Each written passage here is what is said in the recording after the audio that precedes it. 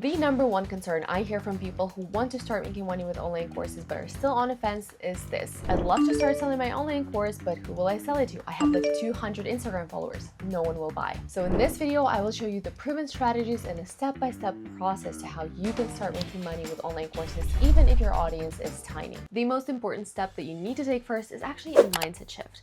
And by mindset shift, I mean that you need to get rid of that mindset that tells you that you need to wait until you hit an arbitrary follower number before you can start selling your online course. And I know we are all tired of all of this woo-woo mumbo jumbo online that doesn't have anything tangible behind them, but this actually makes a lot of sense.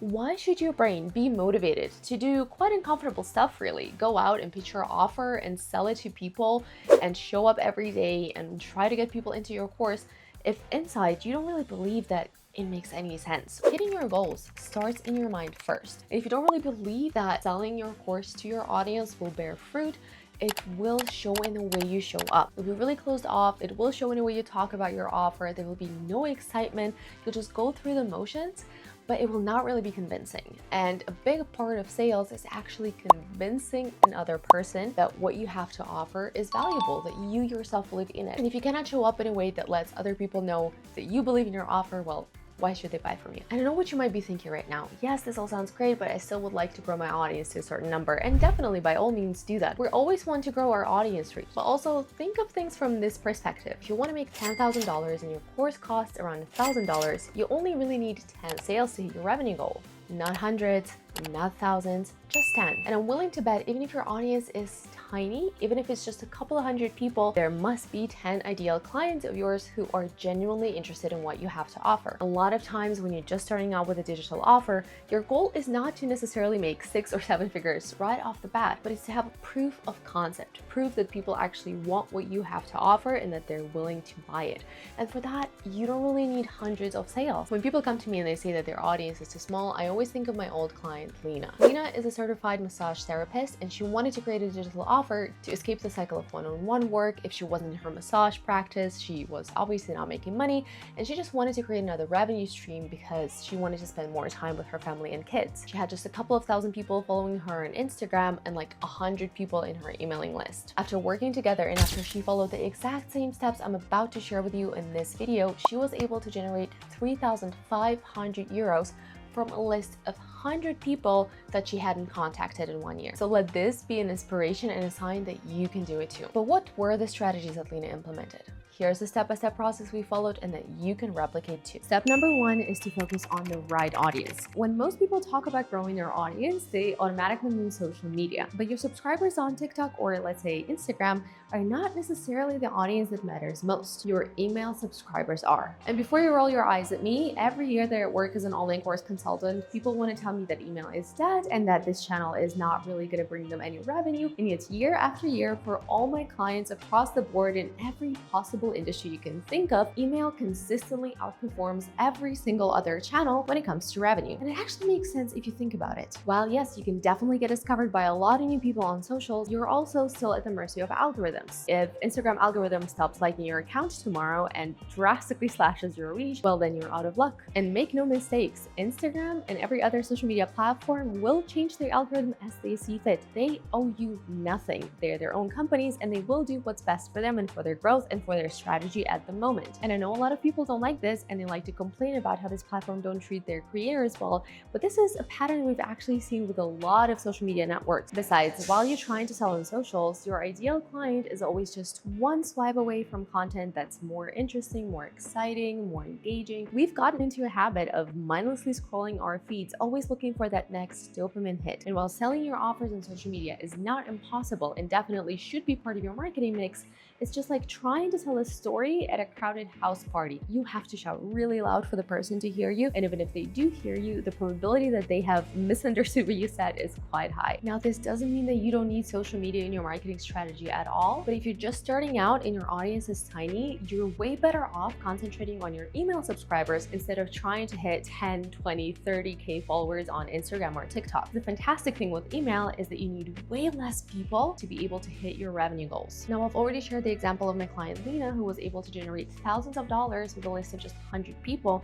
And in my experience, this is not an exception. Every single business I work with as an online course consultant leverages email marketing, and it's the highest revenue driving channel. Just for this past year, I've been working with a client with massive, and I mean massive, organic social media reach. They are reaching literally millions of people for free on social media. Their emailing list compared to that is tiny, only about 40,000 people. Yet for every single launch we've done last year, and we've done around 3 to 4, guess which channel was our biggest revenue driver? That's right, email. So what does it mean for you tangibly? Focus on growing your email list first. Create a lead magnet that goes hand in hand with the topic of your online course and focus on getting people subscribed to that. By the way, let me know in the comments below if I should go into detail on how to grow your emailing list and how to create a lead magnet that will actually help you convert more people into your online course. Step number 2 that is freakishly easy to implement and incredibly effective is to team up and collaborate with business owners in related fields. Here's another mindset shift for you. You don't necessarily need to sell to your audience for your launch to be successful.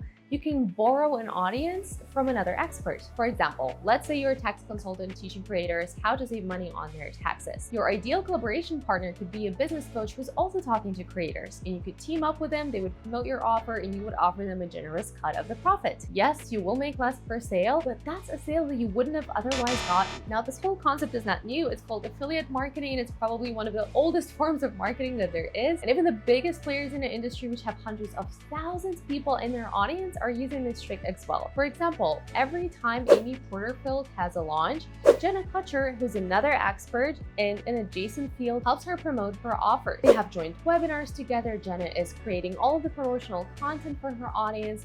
And it's not like Amy needs it. She has hundreds of thousands of people in her audience. She has years of expertise and years of track record. But this strategy is just so easy to implement and it's so effective.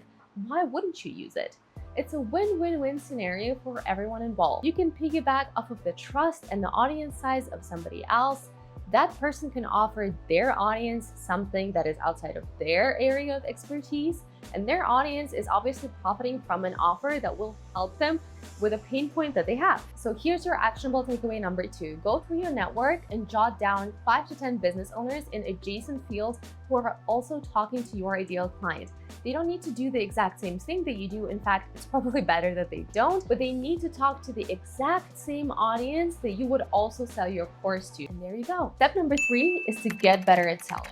Now, this is going to be some tough love, and trust me, I say it with so much love and care, but a lot of times your course is not selling, not because your audience is too small, but because your sales are just not good enough. And here's exactly what I mean by that. A, your funnel is either not designed to convert and people are just dropping off because of your funnel design, or B, the way you're selling your offer is just not getting people excited and not doing your offer justice. It's just plain boring and it's just bad sales. Now, for all things funnel, I have an entire video where I go through the step-by-step of what it means to have a funnel that is designed to convert and how you can create one even if you're not a techie person. Give it a watch here. As for the second point, learning how to pitch your offers in a way that gets people listening and excited and activated and creating this feeling of, I need this offer right this second, is probably the single most important skill you can have as an entrepreneur. And I say this with so much love and care, but posting 10 aesthetic stories that you've created in Canva, all in your brand identity, all looking the same, or repeating buy my course every day is not going to get you the sales that you want. If anything, it will probably make your audience switch off because they know there's nothing exciting to be seen in your content. And that is the same old thing all day, every day. And before you despair and think you're just not cut out for this, you don't need a special talent to be good at selling. Sales is a skill just like any other, which means that you can train it and you can learn how to be better at it. And one of the easiest ways to get better at sales is to learn how to weave in storytelling and buying triggers into your pitches. Storytelling will help you talk about your offer in a way that gets people listening and excited. And buying triggers are scientifically proven ways to boost your sales to help people make this buying decision faster. And this is actually not as complicated as it sounds. There are frameworks and templates that you can use right away. And I actually have a resource called Revenue Boosting Content that has 101 content prompts that are designed to engage your audience, boost your reach, while simultaneously converting them into your online course. These prompts are honestly treasure trove for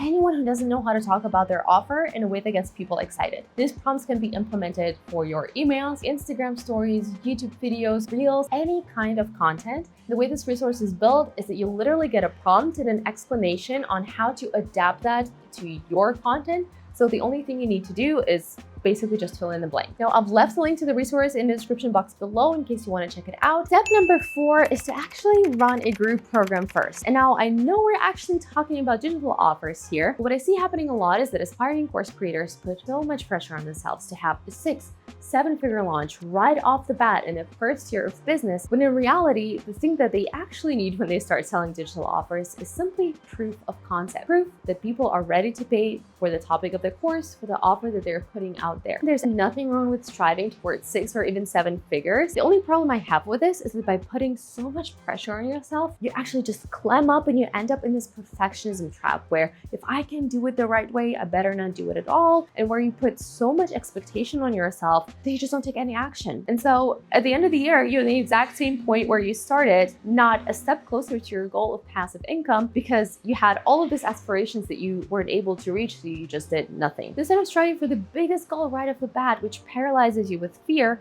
start with something smaller. Try running a live program first with like 10 to 15 people. Since your students will get personal attention from you during this group program, the price tag can be a little bit higher. Plus, by the time that your group program finishes, you have grown your audience and you have banging testimonials, which will make selling your course easier. Step number 5 that you can take to further monetize your small audience is to introduce a low ticket entry offer for under $100. Now, selling high ticket courses for hundreds or even thousands of dollars is a trust building game. It's easier to convince people to buy something for, let's say, $20 versus $1,000. Now, I'm not saying that you only should launch digital offers, but once you've launched your group program, you might as well just offer a little goodie for people who are still on the fence and who didn't take the jump. Obviously, this low ticket offer launch will not make you millions with a tiny audience, but here's what it will do for you. It will help people build trust because they will have that first touch point with your paid offer. And if it's good, they will want more from you. So once you do go ahead with your course launch, they will be there, ready to buy. There's just one caveat. Funnels for digital offers take more or less the same exact time as funnels for online courses, and the payoff is, you guessed it, smaller. So instead of creating a digital offer that has nothing to do with your course, I recommend you just take a goodie from your bigger program, a resource that you give to your high-ticket clients, and sell that as a standalone product. Again, the biggest players in the industry are using this trick. While Vanessa Lau still had her social media business before she switched into being a creator full-time, started selling Notion templates that she and her team were using to plan their social media. And that turned out to be one of the biggest revenue drivers for her in that year. To do is we decided to launch these mini offers. And these mini offers, these mini products were basically anywhere between $17 to $97. And the results blew my mind. Like already these mini products have made about $300,000 for my business. It makes on average about $30,000 to $40,000 a month passively because of these products. My last tip for today is to start before you're ready. As cheesy as it sounds, but it's probably one of the most important tips that I can share with you today. Lots of people wait till they hit this arbitrary number of followers before they start selling their offer. And I'm not saying audience growth is not important for your business, because it is. But there's a lot to be said in favor of selling your offer as soon as you've defined it, regardless of your audience size. I once worked with a client in the public speaking industry who pulled out of their launch weeks before it because they were afraid that their audience was too small and that no one would buy. Even though their audience did have a few thousand people in it. No one wants to make a fool out of themselves. No one wants to launch a course to the sound of crickets and no one buying. No one wants to hear people gossip behind their back and being like, yeah, look at them, they're trying so hard, they're launching the course and no one even bought, haha. But here's the thing, people who are ahead of you and who are more successful than you will never make fun of you for trying. The people who will make fun of you for trying are probably the people who are not going after their dreams themselves. And while I think it's really normal and human to feel this fear, to not want to make a fool out of themselves, what really saddens me is that client 3 years down the line is not one step closer to their goal. They have not grown their audience. They have not tried to relaunch their course. They're basically at the exact same spot that we've left off 3 years ago. I really think in part it's because they never overcame that fear and never got the proof of concept that making money with online courses is possible for them. And in their head, this failed attempt where they actually didn't even attempt it at all is now labeled as a failure. And That's how they think of themselves, which is honestly a shame. Meanwhile, another client I've worked with, also in a public speaking industry, implemented the exact same tools I shared, and they generated 70,000 euros in their first week of launch alone. And 2 years down the line, they have surpassed the 2 million mark. These two clients started with very two different audience sizes, and we have to account for that. Now, that client with a smaller audience probably wouldn't have had 70K launch right off the bat. In fact, I'm pretty sure they wouldn't have, because their audience was just not big enough for that, but they would have taken that first step. They would have gotten the inspiration, the confirmation, the wind in their sails. Even if they would have made just 1K, that would have been proof enough that more is possible. Bottom line is, if you never start, if you never take the first step, you will never arrive at the finish line. You have to start somewhere. And the only place where you can start is where you currently are. You cannot magically bypass all this learning process. At the end of the day, getting good at selling your offer and making money with online courses is just like any other skills. It requires you to put in the rep. And in fact, I'm willing to argue that if I were to magically grant you 100,000 followers tomorrow, you still wouldn't be able to monetize them. Think of it this way. What if you wanted to start performing hip hop, but instead of going to classes, instead of making a fool of yourself in front of your small dance group, but putting the reps in, slowly progressing, and then earning the right to perform in front of a big audience, you would be put in front of 100,000 people right off the bat. No preparation, no reps put in. How do you think your performance would go? Would you be confident? Would you be able to dance a combo that's captivating and enticing for their audience? I don't think so. And it's the exact same thing with selling your offer. If I wanted to put you in front of an audience of 100,000 or even 1 million people, and you have never in your life tried to sell your offer and no one ever bought your offer, the likelihood of you selling to a bigger room of people is actually not that high. So bottom line, get your reps in and just start where you are with what you have. And the good news is you don't need to do the good old trial and error to really get good at what you're selling, because there are simple, scientifically proven ways you can talk about your offer to get your audience excited and to make them think, wow, this is literally what I need. How can I buy this now? And I tell you exactly what these methods are in this video, so give it a watch.